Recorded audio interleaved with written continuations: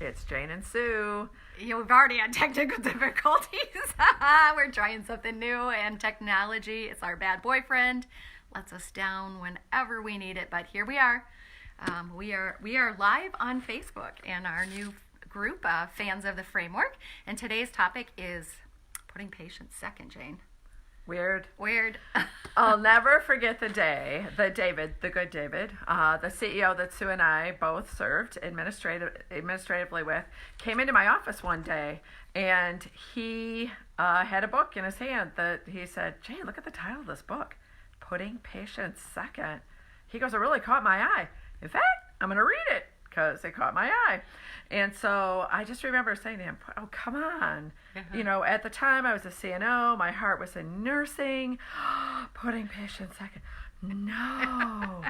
But actually it's the right thing to do. Yeah, I know. Now, like a decade later, like we would have even titled a book that. In fact, you titled a blog that not too long ago. Yeah. And I think what people do is they confuse the idea of mission and strategy.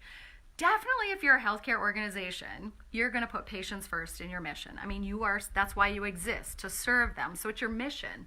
But when it comes to strategies of how to actually fulfill your mission, you think that immediately aligned with a mission of serving patients is strategies for, excellent care and a great patient experience. So definitely that has to be your priority strategy. But, if you want raving patients, right, that just are loyal and raving and returning, they'd come to you and recommend their friends and families for, care at your organization. When you want them to be raving and loyal, to create that, you need raving and loyal employees, right? To serve at that level. And so you think about that as which came first, the chicken and the egg, you know? So you think, okay, do you have raving and loyal patients, so all of a sudden your employees are so proudful that they're raving and loyal?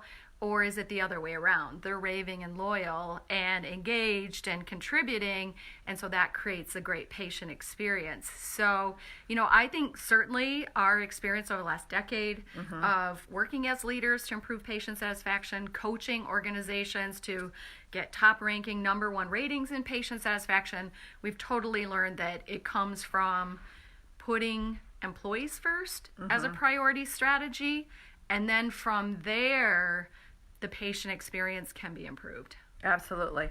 When we teach our positive communication standards, which is our customer service program, along with service recovery, if you will, and the nursing bundle, we teach the employees to make sure that you know that you have to treat each other this way first. The positive communication standards have got to be used with each other, or it doesn't matter. I mean, Simon Sinek has that great quote that nobody is going to like your business. Your customers aren't going to love your business unless your employees love it first. Yeah. And so people have to provide this welcoming and warm and loyal and hospitable organization where they love each other and are working a team that works well together before patients will ever dream of feeling that same loyalty.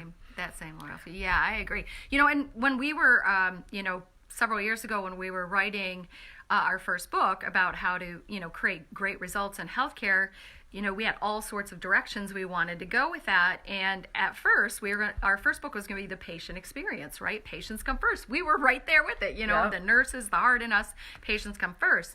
And so, as probably most people know, our first book is actually called The Employee Experience.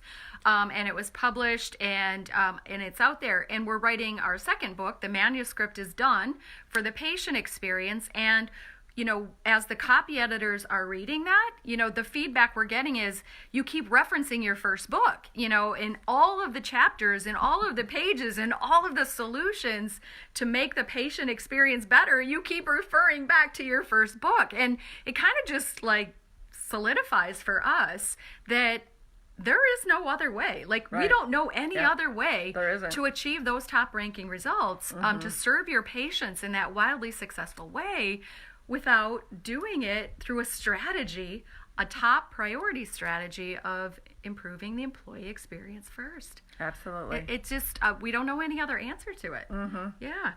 It's more than a ripple effect. I mean, we always say make sure you do it with them, don't do it to them. Yeah.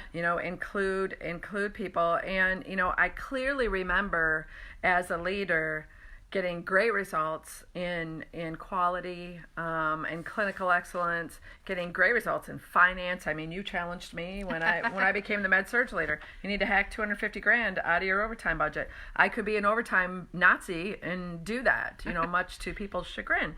But what I could not carry as a leader was service. Right. That I had to provide an amazing over-the-top work environment where loyal, productive people flourished, and then I had to work on my employee engagement and not worry about service because they were doing it for me. Yeah. They were doing it for me. And, so I think, some of the important takeaways regarding prioritizing your employees as a top strategy to serve your mission of putting patients first, because it is our mission, but our top strategy, number one strategy to do that would be, you got to measure employee engagement and the employee experience with the same seriousness and dedication as you do measuring patient satisfaction, right? You have to use that data. You have to get that voice of your employees. Just like you want the voice of your patients, you want the voice of your employees.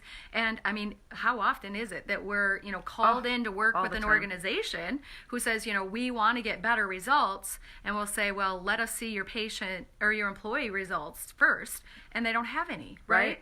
Or, they did a survey 2 years ago and they did nothing with the data. They don't even know where it is or, what to make of it. It's on a shelf. So, I think that's a top priority that we see is that, you got to measure it. And you've got to use that data to create very specific strategies. I mean, there's some key things out there that we know are going to really elevate the employee experience, but we also know that there's unique issues in organizations and their culture and even in pockets around the organization. So a great employee engagement survey, and, we're not selling anything here because we don't even, measure it, but we like that data. I mean, it's so very helpful. I mean, we could create a generic plan or we could create a very customized plan, very specific to the culture of each organization or department even, with great data. So that would be number one, I think, is, organizations, if they're looking to improve the patient experience, you got to have more than patient experience data, you have to have employee experience data. Right. The second thing for sure is training the leaders to do things every single day that are going to raise the engagement of and create great relationships with their employees. And, when we explain to leaders about,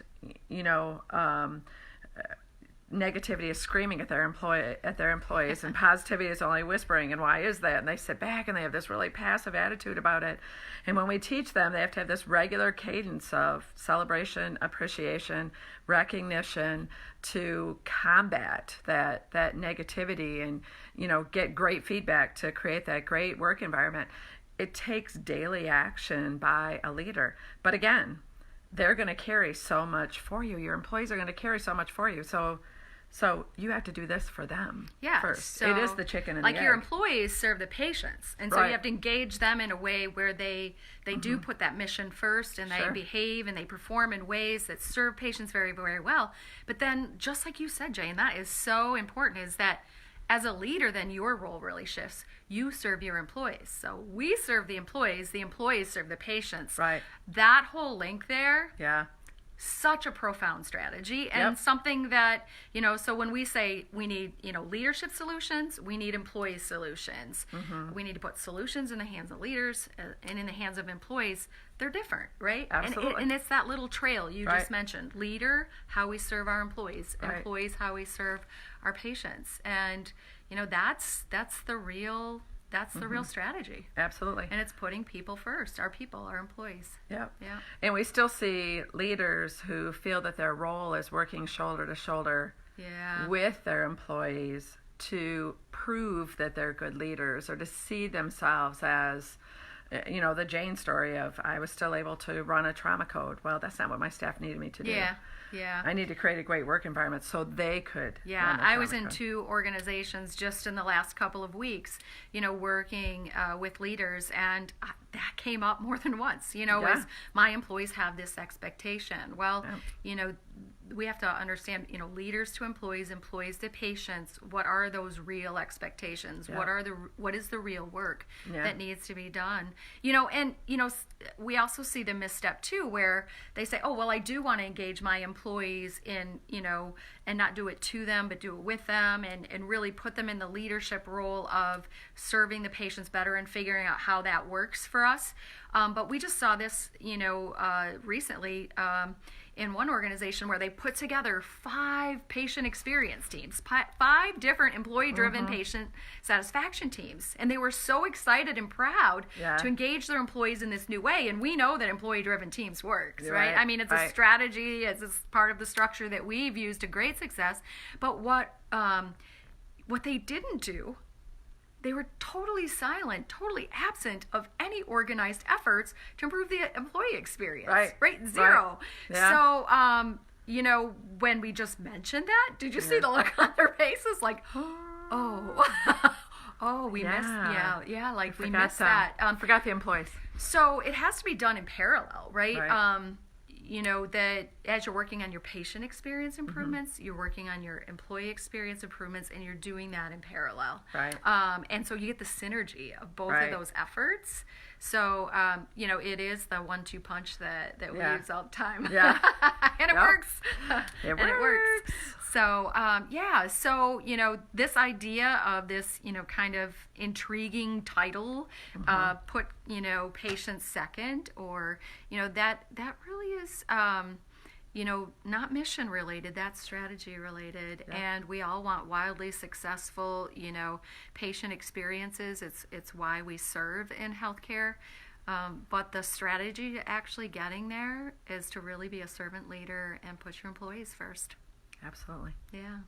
So we'd love to hear your comments about your thoughts on putting patients second and putting employees first as your strategy for greatness. Please feel free to put comments or questions in the comments section.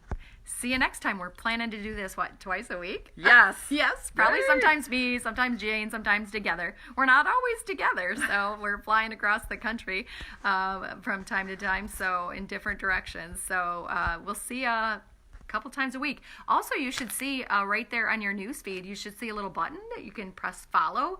I think that's how this works. If I understand how the Facebook Live works, there should be a button right there that if you're watching this, you can hit follow. And then when we send out a notification about a live, they will always get it. You'll get it. So anyway, there's First a trick in your feed, baby. Yeah. So see you next time.